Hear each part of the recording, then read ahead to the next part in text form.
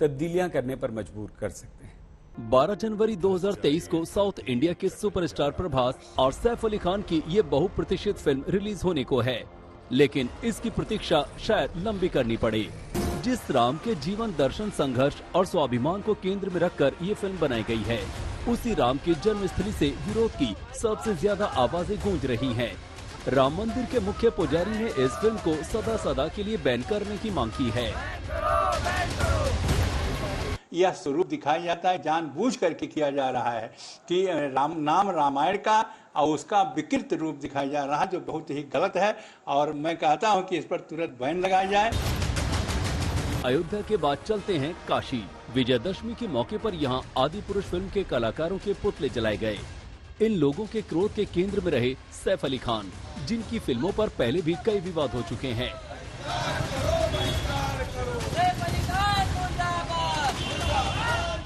इस हुजूम का मानना है कि फिल्म हिंदुओं की भावनाओं को आहत करने के मकसद से ही बनाई गई है। चूंकि मकसद ही गलत है, इसलिए इनके मुताबिक इस फिल्म को थिएटर्स में आने का कोई हक नहीं।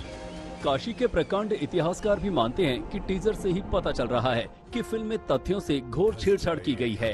हम भारत सरकार से मांग करते हैं, महाराष्ट्र सरकार से मांग करते हैं और उत्तर प्रदेश सरकार से मांग करते हैं, तत्काल इन पर प्रतिबंध न लगाया जाए। ये प्रतिबंध लगा के ये पापी फिर वही काम करेंगे। इनको गिरफ्तार करके इनको धार्मिक भावनाएं भड़काने के मामले में इनको जेल के पीछे ठूसा जाए।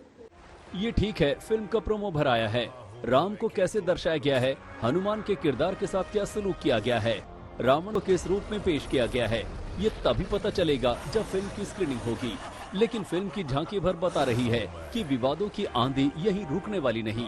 हर गुजरते दिन के साथ इसके खिलाफ आवाजें और बुलंद हो रही हैं। क्या है मैंने देखा नहीं है, लेकिन किसी भी प्रकार से भावनाओं को ठेस पहुंचाने वाले फिल्मों का फिल्मांकन नहीं किया जाना चाहिए। अगर ऐसा किया गया तो गलत है और उसकी जांच करके उसको सही तरीके से प्रस्तुत करना चाहिए।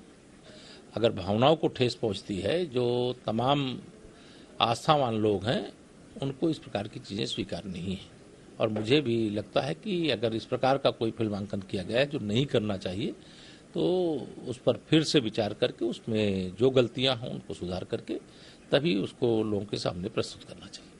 हनुमान जी महाराज की जहाँ तक बात है, हनुमान जी को दिव्य स्वरूप में देखा जाता है। भगवान स्वर्ण शैला बदेहम है, दिव्य तेज से समन्वित हैं। और फिर उनको इस प्रकार दिखाया गया कि केवल दाढ़ी है, मूछ नहीं है और एक विभत्स रूप में दिखाया गया है। तो मुझे लगता है कि ये एक कुत्सित प्रयास है देश को इस्लामिक व्यवस्था की ओर ले जाने के लिए, जिसका पुरजोर विरोध होना चाहिए।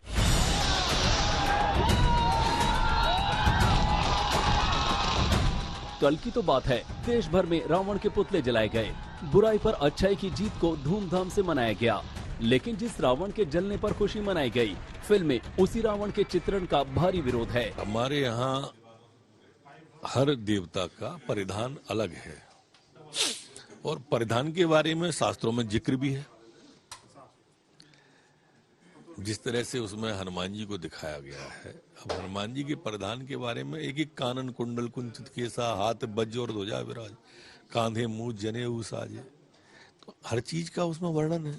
आप उसे चमड़े के वस्त्रों में दिखा रहे हैं। अच्छा, मैं आज तक ये नहीं समझ पाया कि ये हमारे आस्था के केंद्र बिंदुओं को ही क्यों छेड़ते हैं, उनको सॉफ्ट टारगेट क्यों मान लेते हैं। हिम्मत है किसी और दूसरे धर्म के ऐसे देवताओं को करने की, है तो दिखाना चाहिए। और इसलिए मैंने जो ओम राउत जी हैं उनको पत्र लिखने का अभी तय किया है, उसके बाद आगे आगे देखते हैं। वैसे फिल्म का विरोध रावण को यूं दर्शाने पर लेकर शुरू हुआ था।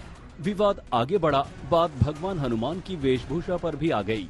दरअसल हनुमान को चमड़े की जैकेट में दिखाया गया है।